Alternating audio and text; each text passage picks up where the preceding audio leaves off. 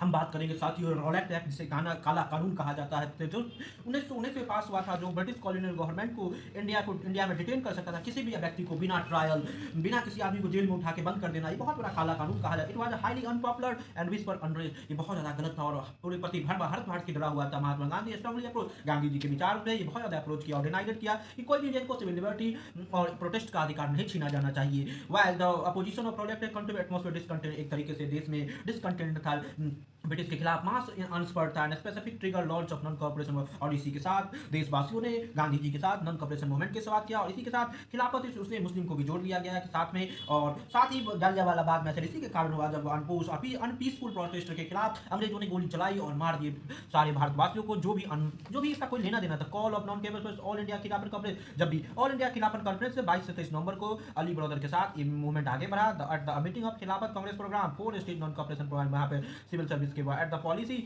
जहाँ पे बात कहा गया था कि कोई आदमी टाइटल नहीं पोस्ट करेगा, कोई आदमी आर्मी में नॉन पेमेंट टैक्स नहीं देगा। गांधी और to the Congress give support, तो गांधी ने कहा कांग्रेस के साथ आप मिलकर काम करें और आगे बढ़े।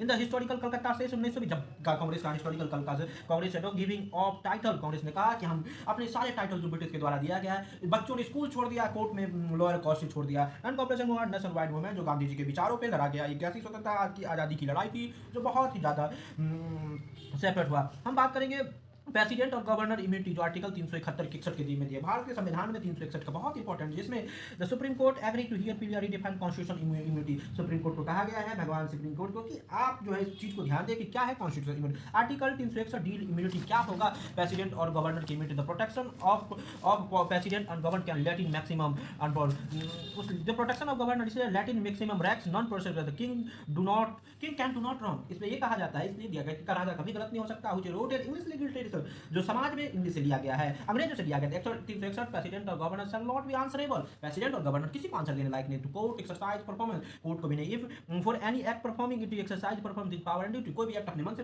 टुकड़ा, the provision for the no criminal proceeding institute against him, कोई भी क्रिमिनल प्रोसीडिंग हो सके। No arrest in post take place, president और गवर्नर जब तक उस पोस्ट पे कोई आदमी से हटा नहीं सकता। सिविल प्रोसीडिंग के लिए उसे 2 मंथ की नोटिस देना ही पड़ेगा मेरे भाई।